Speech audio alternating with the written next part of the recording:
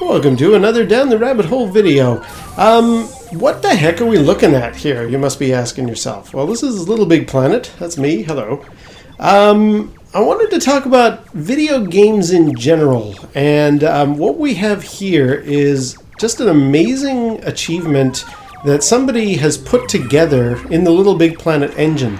It's an arcade, and arcade gaming and just gaming in general is something that this entire video is about. But first, I just wanted to show what these people have accomplished. Let's fire up this game of Donkey Kong.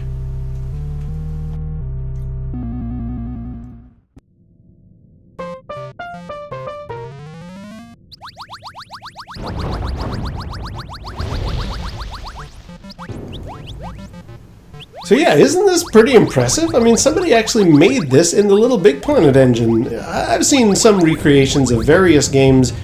Also, there's about 1 million Donkey Kongs out there on the Little Big Planet community forums.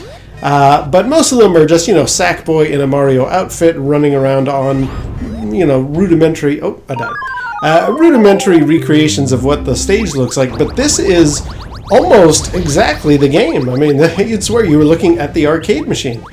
I'm having a little bit of trouble on the ladder there. The controls are not 100% perfect. I'm usually better at the real arcade machine than I am with this recreation, but what an amazing achievement anyway.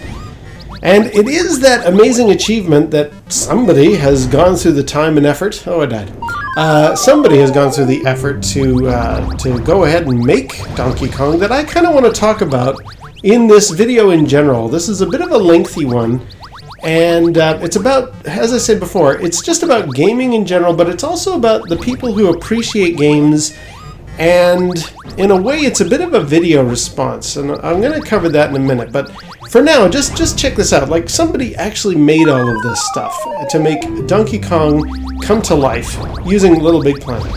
We're going to cut to another classic coin-operated game in a second that was also made with the Little Big Planet engine. I'm still having trouble with that ladder. But yeah, check this all out.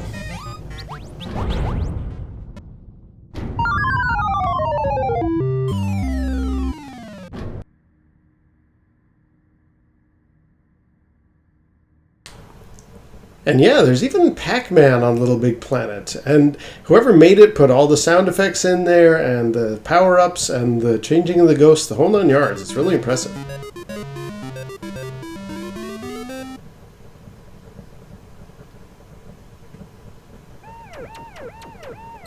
But I guess the question is, why am I talking about Donkey Kong and Pac-Man and Little Big Planet and other video game references you saw at the beginning there? This video here was actually originally going to be a video response to somebody I follow, but unfortunately the video that was posted that I was going to talk about has been changed. It's no longer up. It's been changed to unlisted.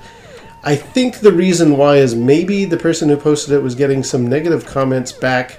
So I don't want to name names or bring attention to it because I want to respect the choice of the poster to have taken it back down again. But what I will say is this video that I saw was kind of based on another video that's been making the rounds, and a lot of people are talking about it on YouTube. Markiplier, who's a huge YouTuber, had mentioned that he's noticed YouTube has changed. It's no longer the fun, creative environment that it used to be. It's sort of become this place where people are just starting to get very negative and feed on that negativity, and it's become quite a toxic environment. And the fellow who posted the video that originally made me think about doing this one was hoping that it's really... it would be nice to think that that negativity, that drama that seems to be rolling around the YouTube world, let's hope it doesn't come to the retro video game crowd, because we'd like to think that we're above that, or if not above that, that, we're a little more sensible than maybe these folks who are all going around creating drama unnecessarily. And so I wanted to talk a bit about that. Since that video has been taken down, and again I want to respect the wishes of the fellow who originally posted it, I wanted to then slide the conversation into my other video response to Alan Stewart, Mainmeister, when he asked the 5 random video game questions, questions to the YouTube community. One was, do you ever think you would quit YouTube? And I thought, well, no, I've got this giant list of things that I want to talk about. This subject of this video right now was on that list. So yeah, this is a bit of an opinion piece from me, and these are rare. As my video about Red Baron on Nintendo DS described, I don't like kind of pasting my opinion out there because, as happened with Red Baron, I kind of got bit in the behind on that one. So, but I wanted to bring up a couple of examples recently of how the retro game crowd has been involved in a little bit of drama. And that's hence why we're looking at Pac-Man and Donkey Kong and other. There will be other retro style games coming up in a minute. So case in point, the Coleco Chameleon. This was a project that has been around for about a year or so. It was a console that was attempting to be created. Again, Google it if you want to get the whole story, because it's a bit lengthy, but the people who made it, or were trying to make it on Indiegogo and Kickstarter, they were found to be not entirely truthful with the project that they were trying to sell for people to invest in. And a lot of people called them out on that, on those half-truths and various other things. That then led to a lot of squabbling among some pretty major YouTubers in the retro game community. And it was just, for me, it was the first example of, like, I don't know, it almost got to like a witch hunt at certain stages, and I just started to feel, oh my god, we've turned into that crowd, the same kind of people that Markiplier and PewDiePie were talking about, and the person that posted that first toxic video that got me thinking about this. It's like, oh no, we've become exactly that thing that we hoped we weren't going to. And again, that's sort of where the retro games here. That's why I'm showing Pac-Man, because that was going to be games like this were going to be stuff that you could play on the Coleco Chameleon.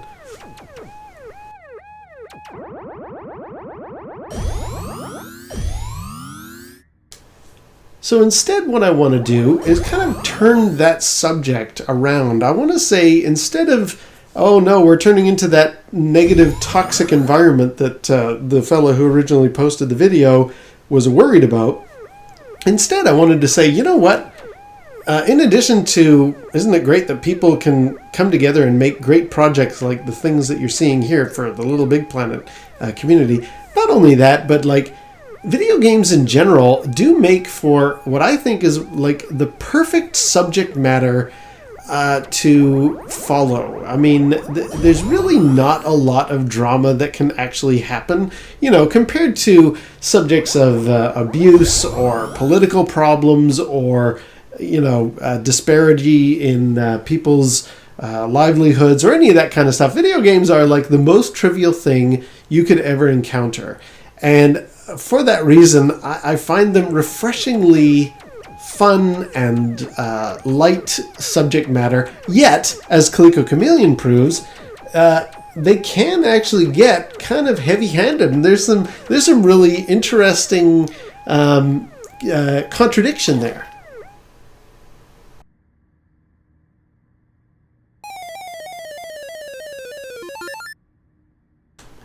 To get kind of modern, hence the Little Big Planet angle, the PlayStation 4 has recently been ruffling a lot of feathers because there looks like there's going to be a new PlayStation 4, the PlayStation Neo, I think they're calling it, or the PlayStation 4.5. A lot of people getting all riled up about that, and it's like, well, I mean, if that's the extent of how much drama can occur in the gaming space, if the fact that you might have to buy another piece of hardware has got people all in a tizzy, which is actually happening, to me, I take great solace in the fact that means, you know what, we're doing okay as a crowd. We've got nothing to worry about if the biggest thing that is causing everybody to start yelling from the rooftops is the fact that, oh no, I might have to buy another console.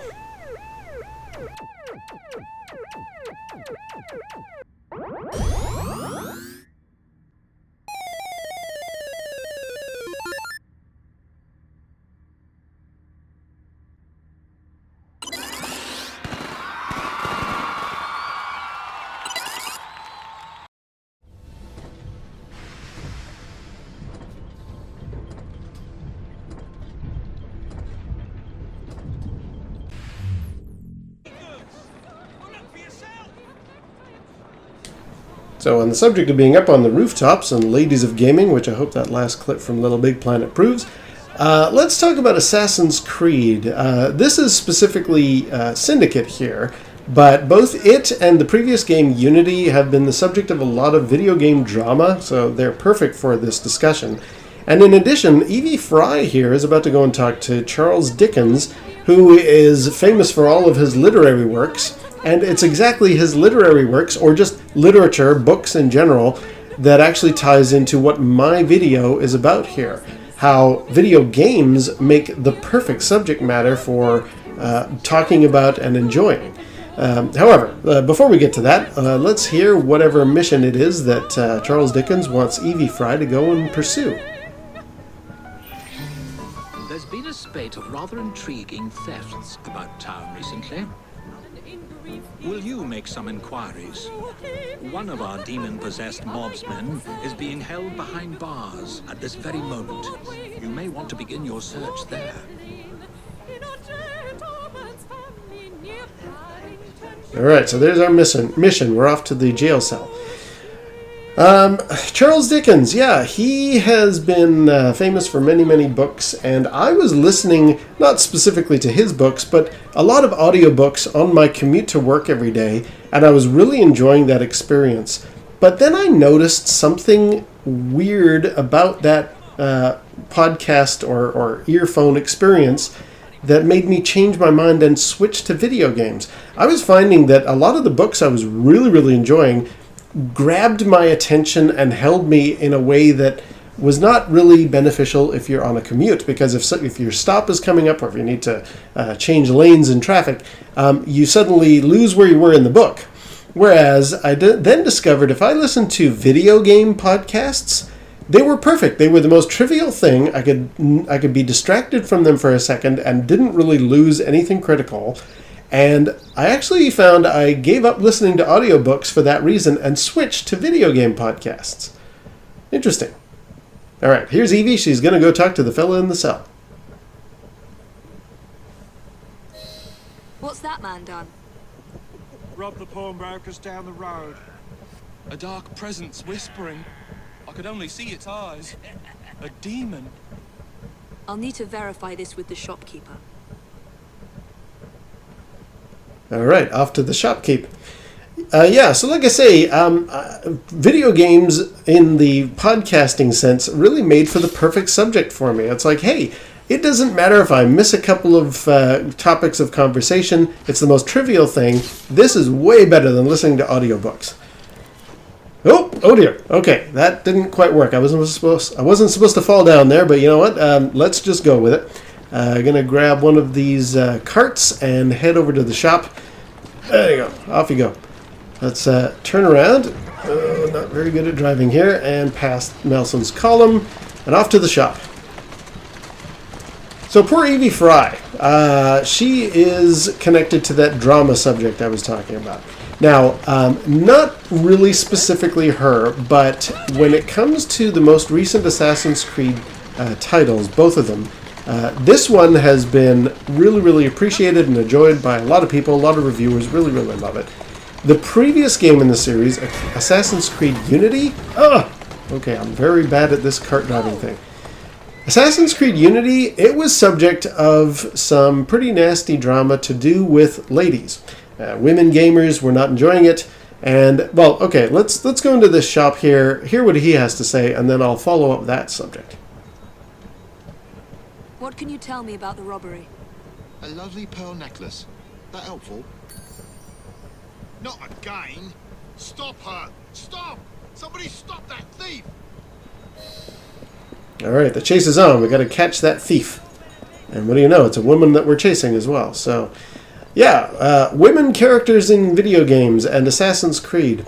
That previous title, Assassin's Creed Unity, was the first time that in the main storyline, Assassin's Creed had introduced the idea of playing multiplayer to complete the missions. I mean, there'd always been a multiplayer component, but Assassin's Creed Unity was one of the first times that you could actually have 4 of your friends all join online and play the game together as different assassins.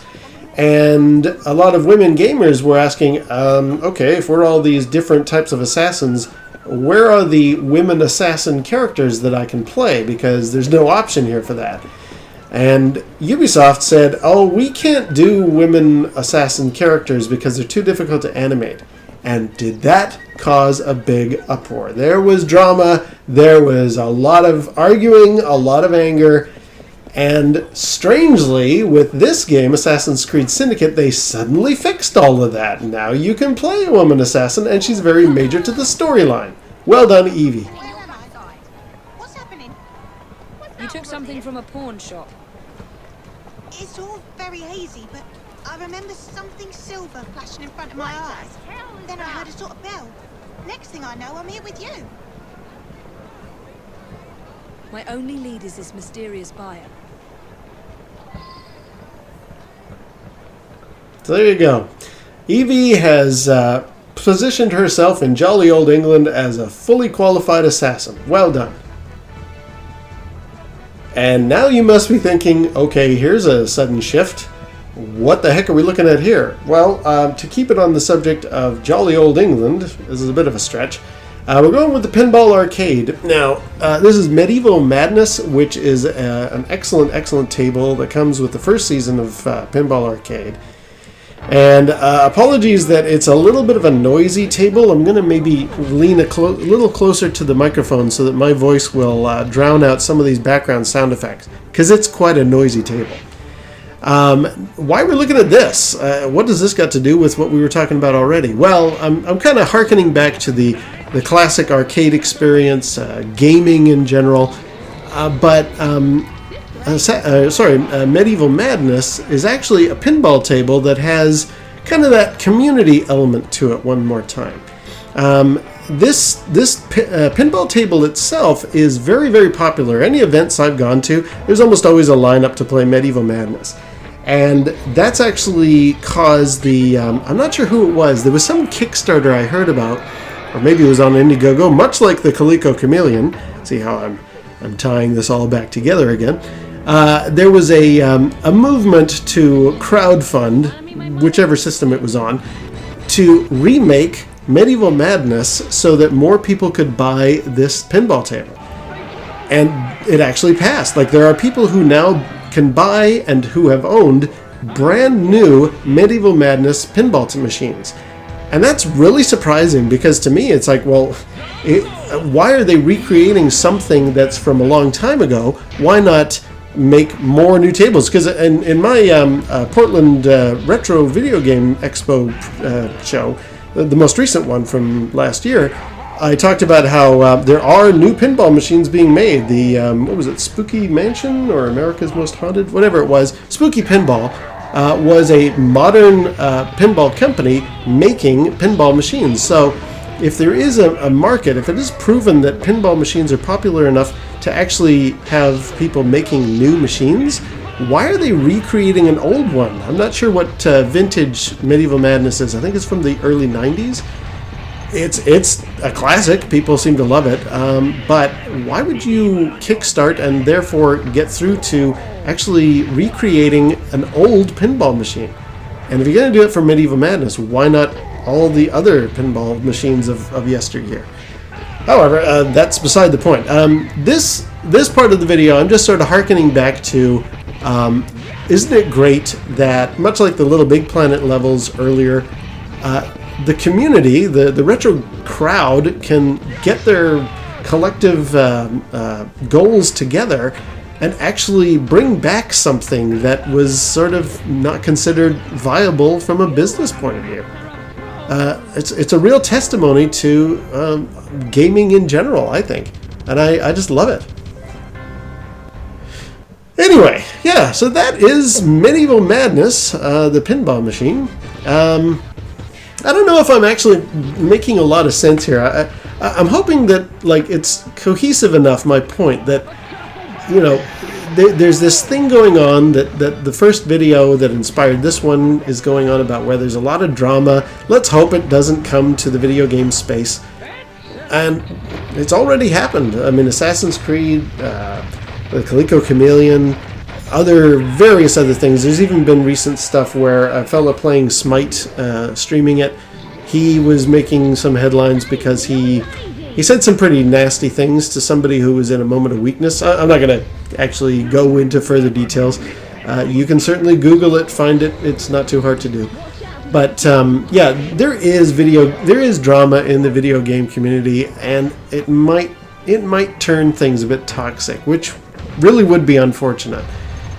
But on the other hand, look at what the video game world can do. Like, look at how we've managed to bring together old concepts into a modern era in a way that's really, really enjoyable for everybody.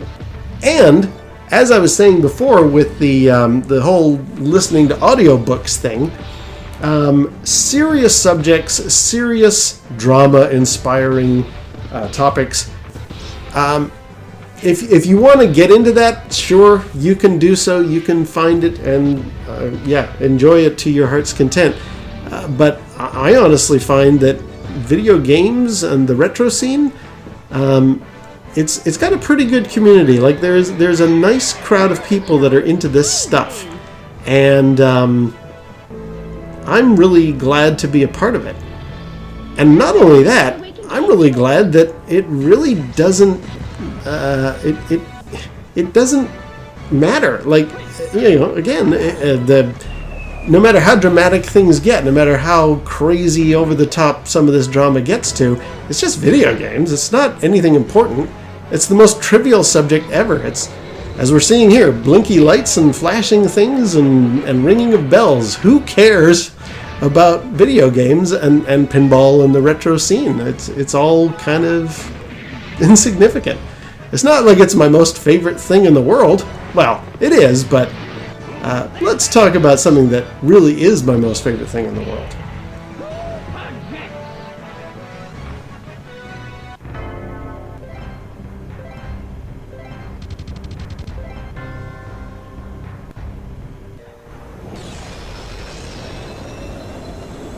Imperial fighters closing. Cut them apart. Make a hole for our transport ships coming off-world.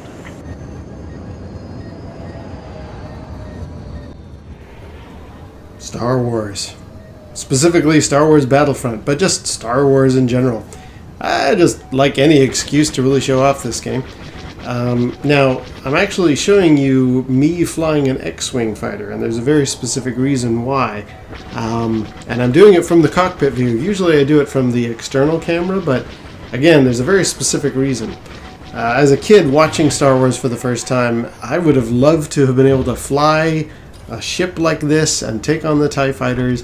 And I remember one of my very first experiences of using a computer to play video games was actually a very, very rudimentary version of the Death Star trench run. And it was on my friend's TRS-80 computer, and basically I was using a letter X, and behind me, or at least above me on the screen, was a letter H to represent a TIE fighter. And as long as he didn't hit me with his... I don't even know if he shot... Did he shoot asterisks at me or something? I can't remember. Anyway, really super, super basic game. But it was one of the first times I thought, wow, we can play X-Wing flying games on computers. This is amazing. And it's always kind of been my... I don't know, my touchstone, my holy grail, whatever you want to call it. Flying an X-Wing in a video game has kind of always been my thing. That's sort of the deepest appeal to my heart as a gamer and as a Star Wars fan, and just something, as a little kid, this is what I always wanted to do. Oh, he got me. Oh, let's do it again. More X-Wing.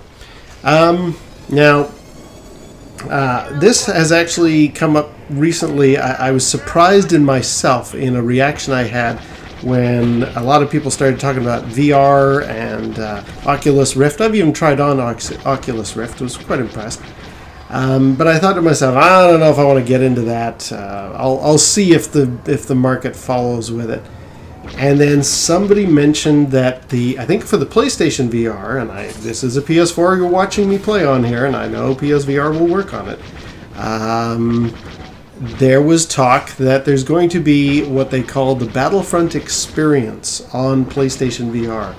And I just thought, oh man, if they can get me flying an X-Wing into the Death Star trench, You kind of got me. I don't even really want a VR headset, at least not yet, not until it's proven itself. But as soon as I thought to myself, holy crap, flying an X-Wing into the Death Star trench in VR, yeah, forget it. Carte blanche. I will totally buy into VR if that's the case. So, and that really surprised me because I thought I was a little more logical and rational on the subject, but apparently not. So, all right. Well, I'm going to draw this video to a close because it's a bit lengthy, and I don't know if I'm maybe going off topic a bit. But to the original poster, who unfortunately took his video down or changed it, I wanted to say that, like, will the video game community or crowd or retro groups, will we get toxic? Will this environment of YouTubing turn toxic the way other major other major YouTube channels have kind of gone? I don't think so. Not really. As you've seen, I've given a few examples here of how the crowd is pretty cool, pretty amazing stuff that we do when we pull together. I think nothing is bulletproof. I mean, it's maybe gonna happen no matter what, but I certainly hope not, because it's something I've always enjoyed. And I guess we'll just all see, won't we? Alright, well, that's going to be it for this video. I hope you enjoyed it. Showed a few varying examples of gaming here and how much I love all of these different things, including Star Wars and my X-Wing. Until I die. Alright, well, until next time, we'll see you down the rabbit hole.